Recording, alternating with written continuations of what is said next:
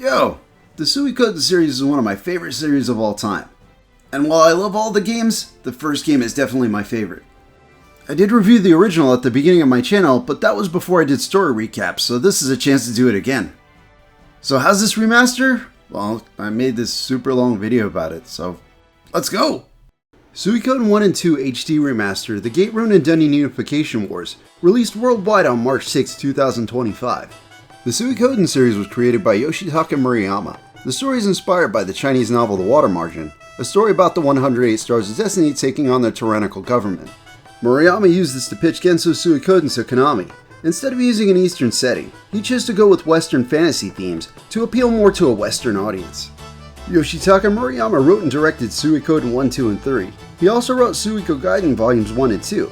These two stories run parallel to the events of Suikoden 2 and follow a different protagonist. Murayama also worked on Suikoden card stories on the GBA.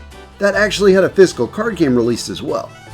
Murayama left Konami right before Suikoden 3's release, so his name was removed from the game's credits. His final two works were Eiyuden Chronicles Rising and Eiyuden Chronicles 100 Heroes. This was Murayama's spiritual successor to Suikoden. Sadly, Yoshitaka Murayama passed away in 2024 right before 100 Heroes release. Miki Higashino was the main composer for Suikoden 1 and 2. She also worked on both Suikoden volumes. With Genso Suikoden having both Eastern and Western elements, she knew she couldn't make just one type of music. She used a CD format to create an incredible and unique soundtrack. In addition to being released on the PlayStation, Suikoden was ported to the Sega Saturn in 1998. Unfortunately, just like Konami's Saturn port of Symphony of the Night, it had technical issues. I can't imagine the first Suikoden having any issues. The first two games then received an enhanced port on the PSP in 2006. Suikoden 1 and 2 HD Remaster is based on this version, so kinda like an enhanced port of an enhanced port. The Suikoden series is about the 27 true runes and the wars they cause. Runes in the series are used for magic and special skills. The 27 true runes are very old and extremely powerful. They also give their user eternal life. They can still die, just not from aging. Except for the Eternal Punishment rune, and if I decide to continue with the series, then yeah, I'll get to it eventually. The series also takes place in the same world, just in different countries, or in 4's case, completely different time period. Because of this, a lot of characters return in sequels, prequels, and side stories. Suikoden 1 takes place in the Scarlet Moon Empire. You play as Tyr McDowell. He's really a nameless protagonist. The name Tyr comes from the manga. I'll refer to him as Tyr for the review though. Tyr is the son of General Teo McDowell, one of the 5 great generals of the Empire. The game begins with Tyr and Teo waiting for an audience with Emperor Barbarossa. Barbarossa informs Teo that his attention is needed to the north. The Emperor then welcomes Tyr to the Imperial Guard. Tyr ends up getting assigned to Commander Craze. Teo doesn't approve, but urges Tyr to introduce himself. He's an ass. Craze, I mean. Afterwards, we're introduced to Gremio, Ted, Cleo, and Pan. They all have dinner together before Teo travels north. The next day, Tyr and company get sent on a couple missions. First, they have to pick up some charts from the court magician Wendy's sister, Leknad. She reads Tyr's future and tells him it's filled with hardships. Wow, sounds great.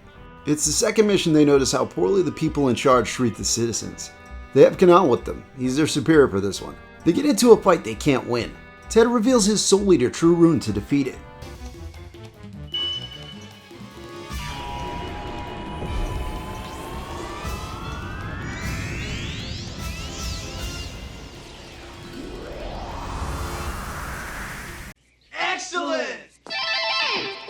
When they return to the city, Kanan takes Ted.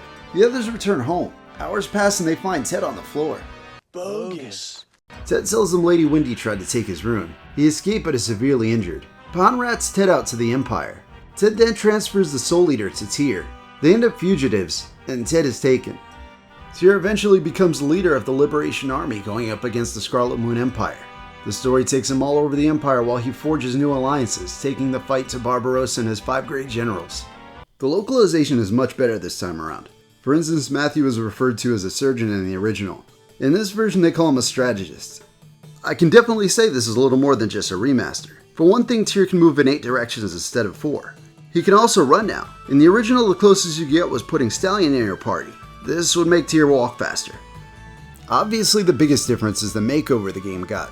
This is huge. Every location and battle area has been completely replaced with new backgrounds. Also, all new character portraits. I like these, but I really like the originals too. A nice touch is the original sprites are all in the game. They've obviously been up-resed, but it really makes this game feel familiar. Underneath all these new graphics is Suikoden. You can still destroy with the Soul Eater to level up faster. Character recruitment requirements are all still the same. All 3 battle types, random, military, and one-on-one duels, still play the same. The important thing is it's the same game with some quality of life improvements and better graphics. I loved it, and I got the same feeling I get when playing the original. Suikoden is an RPG. It's a traditional JRPG for the most part. Towns, exploration, dungeons, and lots of random battles. The battle system moves very fast. Basic commands like attack, defend, and item are all accounted for. Similar to Chrono Trigger, which came out the same year, Suikoden has unite attacks. This game has tons of playable characters. Certain characters can do special attacks together. With Suikoden having so many playable characters, it's good that the party size is 6. I believe this is the first JRPG to have such a large party. Final Fantasy IV had 5 though. Party members fall into 3 different types: S, M, and L. S characters can only attack from the front row. M characters can attack from either. If they're in the back, they can only attack the enemy's front row. L party members have some sort of projectile. For example, the character Clive has a rifle. They're usually defensively lower, so they're best to put in the back. The strongest magic characters are usually an S, which is a real pain. You do not want to put them in the front row. They usually sit in the back defending until you need them to cast something. Characters can only equip 1 rune. They can only use 1 type of magic. For instance, a character with a water rune can only cast water magic. Instead of MP, spells have a certain amount of times they can be cast for each level. They can be refilled by resting and using items. There are also skill runes like Valeria's Falcon rune. She's definitely one of the most OP characters in the game. Her rune does 3 times attack power. Her rune can also work from the back row, and it doesn't leave her unbalanced. Peshmerga with the double jab rune is another super powerful build. Most skill runes and a lot of unite attacks leave the characters unbalanced. In this state, they're only able to defend and use items for 1 turn. Characters level up fast in Suikoden games. Taking a low-level character to a dungeon can see them level up 20 times from 1 battle. EXP goes much slower when the party members are the same level as the enemies. Auto attack is a cool feature in this game too. They attack much faster, making grinding easy. The remaster features fast forward in battles. Characters all only have 1 weapon. There are blacksmiths in towns that sharpen weapons. These get very expensive later on. To get the highest weapon levels, all 5 blacksmiths will need to be recruited. Yeah, I'm getting a recruitment. Blacksmiths can also attach rune pieces to a weapon. This gives them elemental attributes. Now in total there are 108 Stars of Destiny. A lot of characters join as part of the story, but there are a lot of optional characters with their own recruitment requirements. These can be as easy as talking to them, there are a couple you have to pay for, and some need a specific item and other requirements. The Stars of Destiny don't just fight. Some add shops and services to your headquarters. A castle is claimed by the Liberation Army early in the story. This is where the recruited characters will be. The more you recruit, the bigger the castle gets. There are also a few that have mini-games. Jasper has a dice game that can net you a good amount of cash. Shops also update their inventory based on the shops that Tyr visits throughout the world. Other additions include a store, a bathhouse, and an elevator. When you recruit Vicky, fast travel is unlocked. Another character, Hellion, gives Tyr the blinking mirror. This item teleports the party back to Vicky. This game came out in 1995. Fast travel wasn't very common, and it's such a great feature in this series. Suikoden is a series about war, so there are also military battles. The 108 Stars Destiny have their roles here as well, both in combat as well as special buffs and other abilities. There are 4 options in these: Charge, Archers, Magic, and Other. The first 4 work like paper, rock, scissors. Charge beats Archers, Archers beat Magic, and Magic beats Charge. In the Others option, there are ninjas, thieves, merchants, and strategists. Merchants can lure enemy troops to join the Liberation Army. Strategists buff charge attacks, and thieves and ninjas tell you the enemy's next attack. Thieves can fail, but ninjas don't. Characters can die here. If they do, there's no way to get the best ending. Speaking of endings, every one of the 108 stars gets one. It's only a sentence or 2, but it's nice to get that. It's part of the reward for recruiting everyone. I won't spoil the rest of the reward here, but I will in the story recap. And finally, there are the duels. Tyr's going to have one-on-one battles with multiple generals throughout the game, usually after a military battle. These also work like paper, rock, scissors. Attack beats defend, defend beats special attack, and special attack beats attack. The enemy gives hints about their plan in between actions. The story is the real star of Suikoden. Tyr gets it pretty rough throughout his tale. Tyr's Soul Eater rune is a cursed one. It's also stupidly overpowered, which makes sense. Casting Hell insta-kills all enemies except bosses.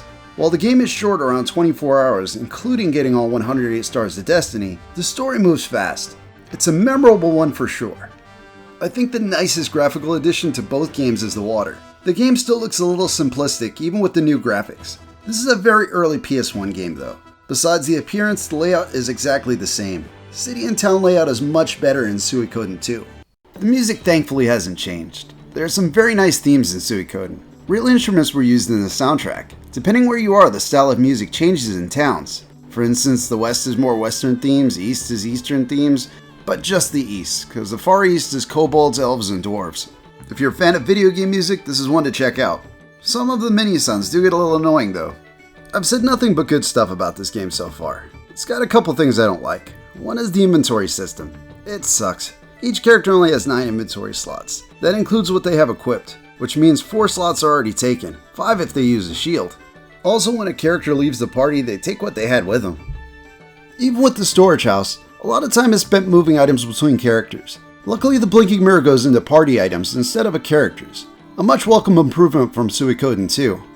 Another thing is how it's sometimes unclear what to do next. Of course, there are plenty of guides out there. I've played through it more times than I can count, so I always know where to go next. If this is your first time and you want to play blind, it's a bit of a pain, but it doesn't happen much. Also, while the game gives you plenty of hints on how to recruit characters, it doesn't tell you that they're only recruitable at certain points in the game, so you can get almost everyone and just miss a couple. One complaint I had with the original was an S character joining before a battle and being put in the back row. Good news, that's been fixed. I've already been recommending the original to so many people over the years. This is for sure the definitive way to play Suikoden today. There are tons of enhancements and fixes. The choice to go with the original sprites was a good one. The new backgrounds really retain the original's art design, so Suikoden looks more how you remember it as opposed to reality. These two have the most substantial completion loads. Getting all 108 Stars of Destiny in Suikoden 1 rewards you in 2. This is the perfect time to give the series a chance that it deserves. I'm happy Konami is giving the series another shot. I'm also hyped for the Suikoden 2 anime, but not the mobile game.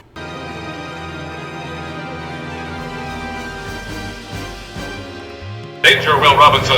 Danger! Oh my god! Okay, this is where I start the story recap. I really want to stress that this game's story is the best part of it. So where we left off, Tyr obtained the Soul Eater, and he as well as Gremio and Cleo are fugitives. Ted's whereabouts are unknown, and Pawn sold him out to the Empire. The three make their way to Mary's Inn. She's a friend that helps them hide for the night. In the morning, Tyr gets spotted by Imperial soldiers. A man named Victor swoops in and fast talks the guards. He's able to fool them and they all leave the inn. Victor actually dipped out on his bill. Victor agrees to help them escape if Tyr is willing to meet with someone in return. Tyr agrees and Victor bribes the guard using Gremio's wallet. They make their way to Lenin camp and stay at the inn while waiting for Victor. Imperials learned of their arrival and storm the inn. It seems like they're all trapped, when suddenly they hear a voice from behind the clock. Victor's friends came to the rescue. Odessa Silverberg is the woman that Victor wanted Tyr to meet. She's the leader of the Liberation Army. Sanchez, Flick, Humphrey, and Victor are all trusted lieutenants. They learn that some bandits they captured early in the story are being hung up to starve. Odessa informs them that the two are part of the Liberation Army. They head off to save the two, and then return. Tyr does want to join even though Flick says they can't be trusted. Odessa trusts Tyr though. She asks them to join her while she delivers weapon blueprints to her contacts. When they arrive, they rest at the inn. Tyr and Odessa talk while everyone is sleeping. She says she doesn't know if she can live up to the expectations everyone has of her. The contact arrives and they return to Lenin camp. Upon arriving in the town, they see that the hideout was attacked. Odessa rushes in and is mortally wounded while protecting a child. She asks Tyr to deliver an earring to her brother Matthew Silverberg. She also asks him to keep her death a secret. She explains she doesn't want the movement to die with her. Odessa's passing awakens the power of the Soul Eater.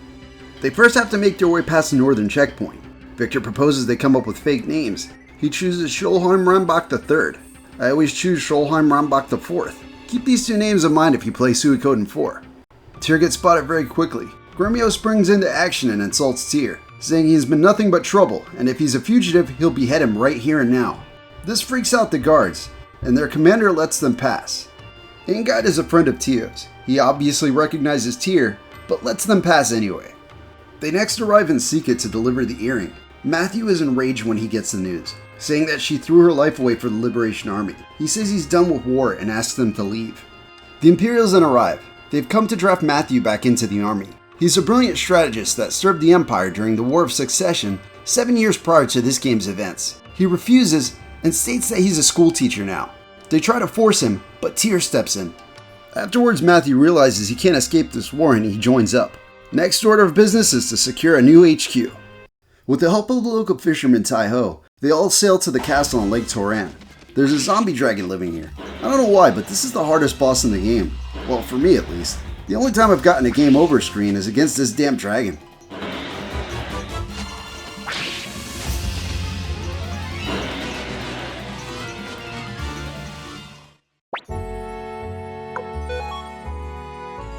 Bogus.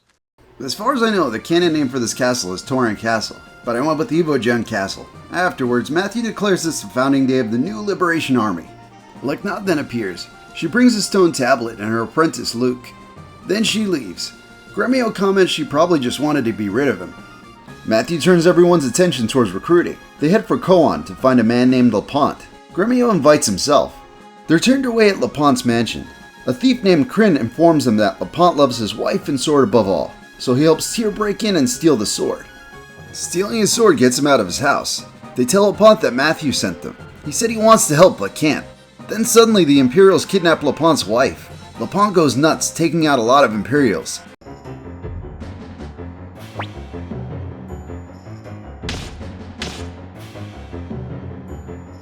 Tyr joins in and they find Lapont's wife. Pon then enters. He feels bad he betrayed Tyr earlier. He joins Tyr again, and they save Lapont's wife. Now he's willing to join as well. The bandits also come to join the Liberation Army. They have a feast. Tyr is then attacked by a ninja.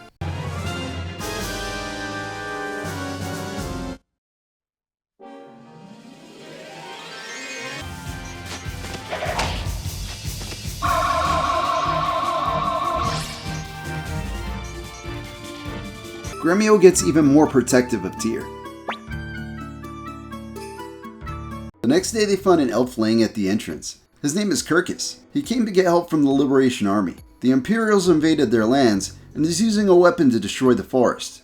Matthew says the army isn't ready for battle yet, so Tyr takes his crew to help. On the way, Vicky blips in. She asks Tyr where she is. Then she asks which empire. She says it's pretty much on the opposite side. So it's possible she came from Suikoden 2 or 3. Hell, I don't even know if she experiences these games in order or not. Anyway, they get to the elf village. Elves really don't like humans or dwarves. Valeria, an Imperial deserter, is trying to warn the elves about the Empire's new weapon. The elf elder throws her in jail. Then Kirkus says Tyr and company are here to help. He throws them in jail too. Valeria tells them that General Kwanda has a weapon called the Burning Mirror. The Empire burned down her village with it. She tried to warn the elves, but they didn't believe humans could have such a weapon. Kirkus suggests they go to the dwarves for help. The blueprints came from them. The Fire Spear's Odessa order came from the dwarves as well. Kirkus's wealth girlfriend, Sylvina, breaks them out. The dwarf chief doesn't believe the blueprints were stolen by humans. He wants Tyr to prove it and break into his vault. They do, and the dwarf chief builds a cannon so they can destroy the Burning Mirror. When they return to the village of the elves, it's been burnt to a crisp. Kirkus is obviously upset. They decide to head back to Toran Castle. On the way back, they run into a big group of Imperials. Tyr and company are in a bad spot. Then Matthew comes to the rescue with the Liberation Army. Stallion ran to Toran Castle to get help. He kept Sylvina, Kirkus' girlfriend, safe.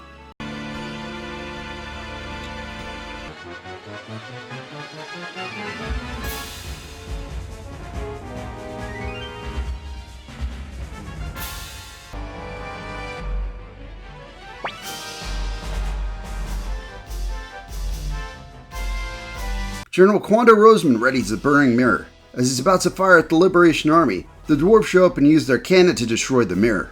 Tyr heads into the fortress and finds Kwanda Roseman, and the two duel. When Roseman is defeated, a rune on his hand is destroyed. Roseman isn't quite sure what's going on. Tyr realizes that he's acting like a completely different person. Roseman says Wendy, the Emperor's court magician, gave it to him. Even though he was being controlled, he accepts his fate for what was done. Tyr instead offers him a position in the Liberation Army. Roseman says the Emperor changed, that it began when Emperor Barbarossa fell in love with Lady Wendy. Roseman then joins. When they return to the HQ, Flick is there. He and Odessa were a thing. Flick wants to know where Odessa is. Matthew walks in and breaks the news. Flick doesn't take it well. He refuses to acknowledge Tyr as the commander of the Liberation Army. He takes his men and he leaves. Victor suggests they go talk to Flick. They head over and Flick apologizes. He admits the death of Odessa was a shock. Flick says he still can't acknowledge Tyr as the commander, but he wants to fight alongside him. A good amount of Flick's troops were captured by Malik Oppenheimer. He wants to rescue them, Matthew agrees and they deploy the army.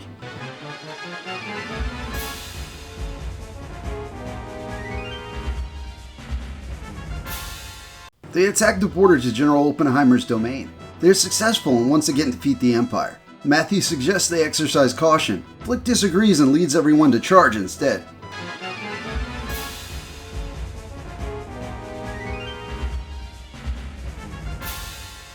They go to attack the General's stronghold.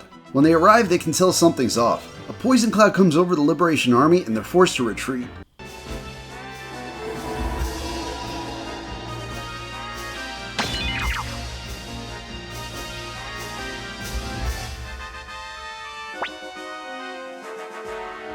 Yeah, now Flick agrees with Matthew's plan. Tyr leads a scout team into Malik Oppenheimer's domain. Flick and Victor volunteer. Gremio says he's coming along also. Victor protests and says Tyr can take care of himself. Up until this point, Gremio's been extremely protective of Tyr. Gremio raised Tyr while Tio was off fighting. Cleo was in my party all the way till the last boss. Victor never complained about that. Gremio insists and joins the group. This is when you can recruit Hellion and get that blinking mirror I talked about so much. For some reason you sail down the river and come to some rapids. This is what I was talking about when I said it's unclear what to do. Nothing tells you need to go there. I was just lucky we hit the internet for a short period of time in 1996. I was able to find an FAQ. After that, Tyr meets a shipbuilder named Gen. He and his next door neighbor, Commandal, outfit Tyr's boat with an engine. Commandal tells everyone he just invented it, and it runs on oil. Flick comments that sounds ridiculous. Now they can pass the rapids. Lucan lives down there. He's the top doctor in the Scarlet Moon Empire. He moved away because he got tired of people asking him for help. So yeah, he's not very happy they're asking him for help. They need an antidote for the poisonous flowers at Scarletica. General Malik Oppenheimer makes his entrance on a dragon. He introduces himself, then says the antidote would be problematic for him, and grabs Lucan.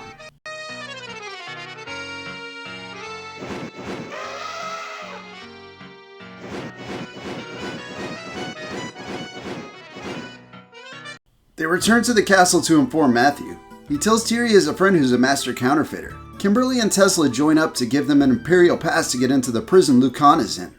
This is the last spoiler warning if you plan on playing Suikoden. Okay, so the group gets in and they secure Lucan. When they're making their way out, General Oppenheimer sets a trap. The general tells them they'll be dead soon enough. He releases flesh-eating spores into the prison, then seals the exit. The group quickly makes their way back in to escape. Once everyone is through, Gremio shuts the door behind them. It's an airtight seal, but they can still hear Gremio. They all beg Gremio to open the door, that they'll find a way to survive together. He says there's no time. He tells Tyr how proud he is of the man he's become. Gremio says he's always thought of Tyr as a brother, or even as a son. Gremio loses his vision, then he says his farewell. Hours pass and Matthew arrives with troops. He releases everyone. They see Gremio's cloak and axe. Victor collects the remains. The Soul Eater increases in power.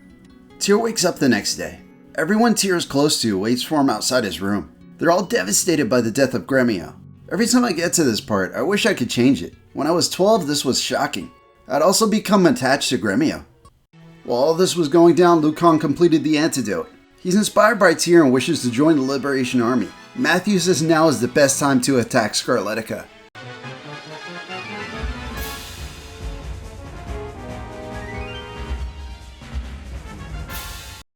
They meet General Oppenheimer on the battlefield. This time the Liberation Army is victorious. They next make their way into the enemy castle. The general is at the top. As he's speaking, the black rune on his hand is destroyed.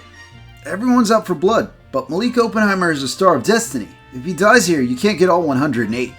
The general is very disoriented. He tells them the rune was a gift from Lady Windy. Tyr spares him, and Oppenheimer requests to join Tyr. He also says the Emperor isn't the same man he pledged himself to. Then suddenly Stallion appears with word from Sanchez. Tyr's father, General Tio McDullough, is currently moving towards the headquarters. The army moves now to meet General Tio in battle. Tio tells them he shows no mercy to traitors, not even his own son.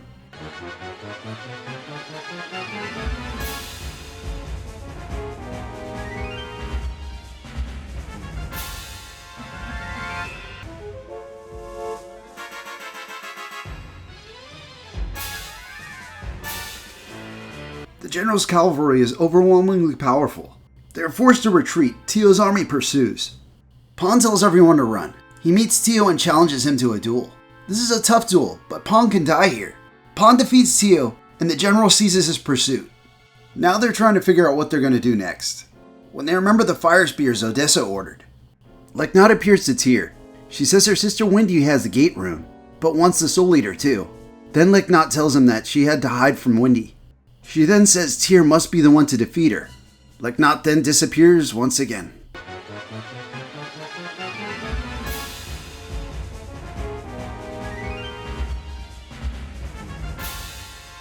Tyr heads north to collect them. Now they head back into battle with Tio's army.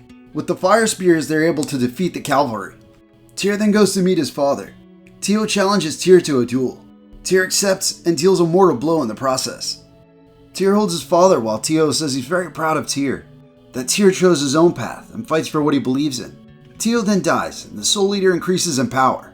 This is a big increase. Hell is the most powerful move in the game.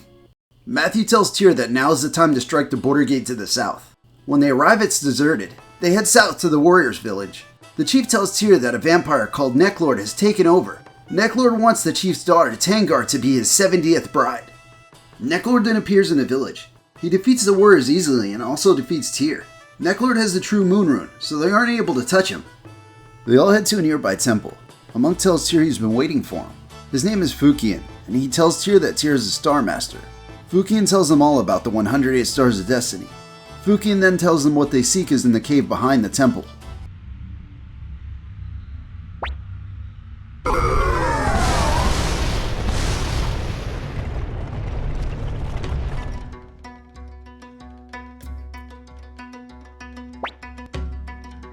Inside they find the Celestial Sword. The sword wakes up and sends them back 300 years. Here they witness Ted's grandfather passing the Soul Eater to Ted.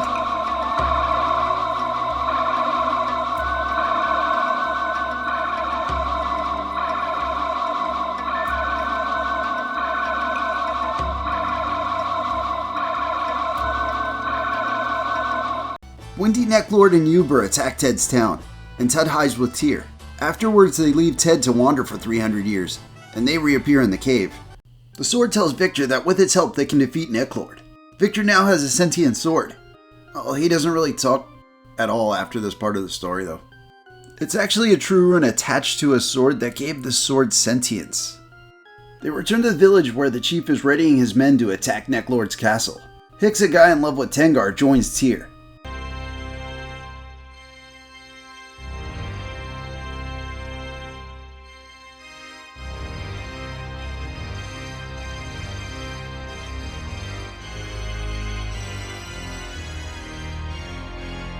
Tyr and company fight their way to the top of the castle. Necklord is awaiting Tyr and Victor. Victor strikes Necklord with the sword. The wound leaves him vulnerable. They defeat Necklord and save Tangar.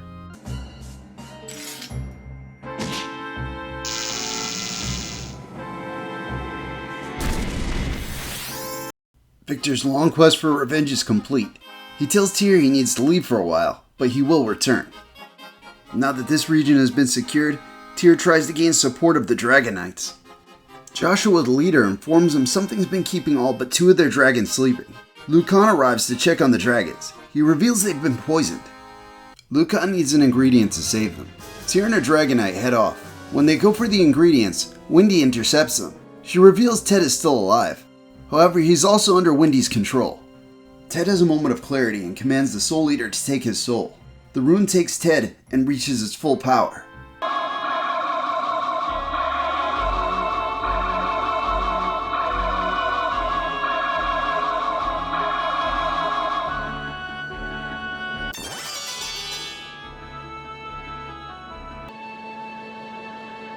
Wendy retreats and the group returns with the ingredient.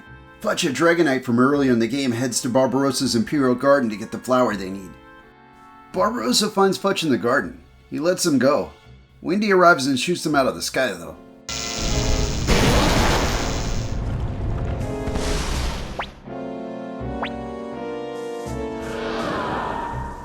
Fudge awakens to find that all the dragons are cured, but his dragon is dead. Without a dragon, he's expelled from the Knights. His story actually continues in both Suikoden 2 and Suikoden 3, so it's not over here. Matthew informs Tyr it's time to take down the final border gate. Victor was also captured, so they quickly mobilize. Matthew believes there's a spy in their midst. He tells everyone that they're out for a training exercise. He then tells everyone to attack. He was right, the Imperials weren't ready. They received word the Liberation Army would be training today.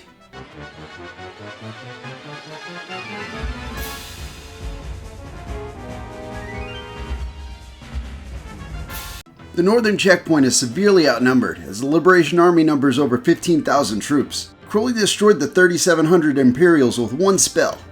Oh, you know, he did in my game at least.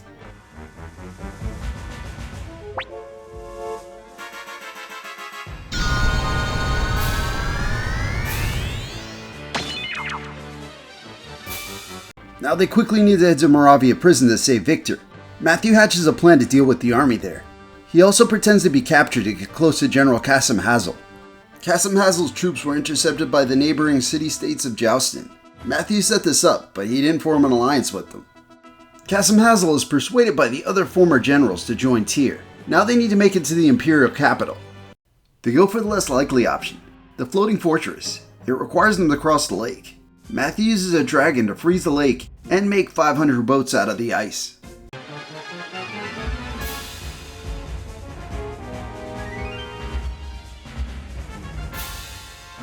The last of the 5 great generals, Sonia Shulin, is their opponent.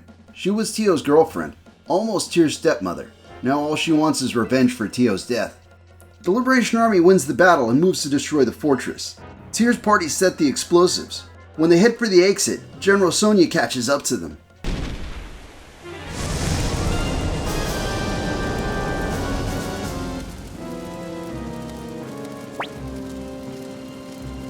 While they're talking, the explosives detonate early. Sonia attacks and is defeated and captured. When Tyr returns to Matthew, he finds that Sanchez detonated the explosives and stabbed Matthew. Sanchez was the spy. Why he chose to reveal himself while the Empire is almost done, I have no idea. Lucan tells Matthew it doesn't look good. Matthew says the end of the war is in sight, and they have one final battle. Sonia is the 108th Star of Destiny. As long as all have been recruited, Leknot reappears and uses her power to restore Gremio's life. Now it's time to march on the capital. Wendy summons monsters to bolster the ranks of the Imperial Army. Leknot tries to banish them, but she isn't strong enough even though she possesses a true rune. Joshua lends her the power of the True Dragon rune, and together they banish them all.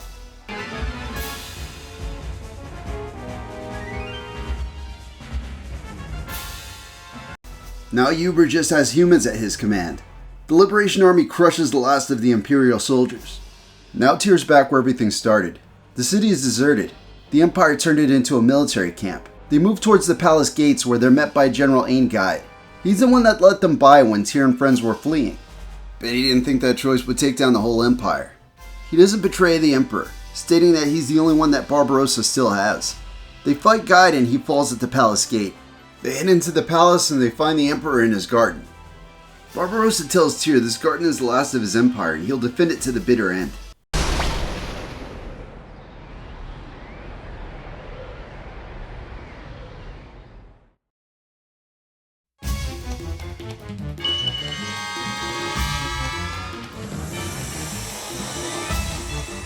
Okay, so dude turns into a 3-headed dragon. He is the last boss, so I'll show one turn of combat.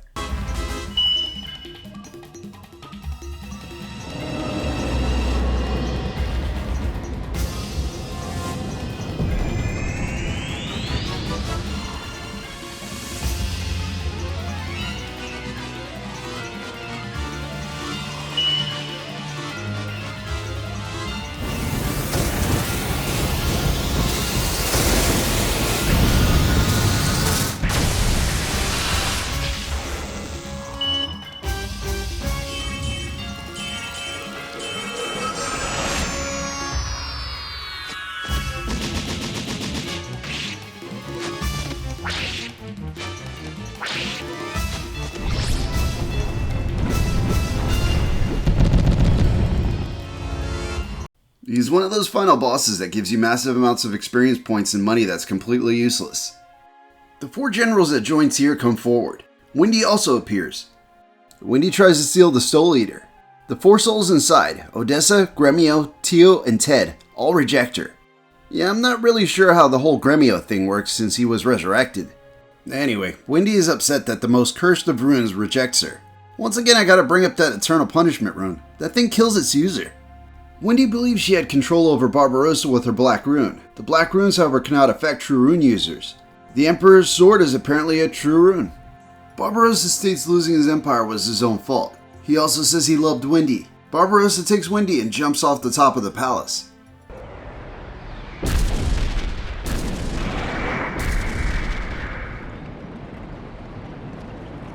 The whole place starts coming down, so they have to escape. Imperial soldiers spot Tyr's group. Victor tells everyone to go ahead while he deals with the soldiers.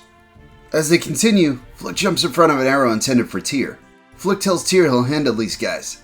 Tyr heads for the exit, and Victor catches up to Flick, and the two make their stand together. Oh, and Victor's sword does talk again here. This is where they exit the story. We catch up to them in Suikoden 2 though.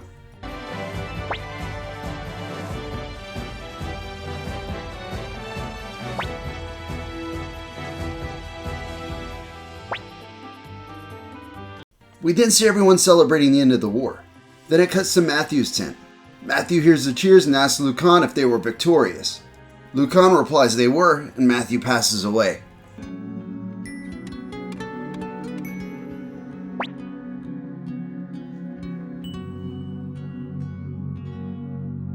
Then the innings for the 108 Stars of Destiny begin. This is always the part I look forward to the most in any Suikoden ending.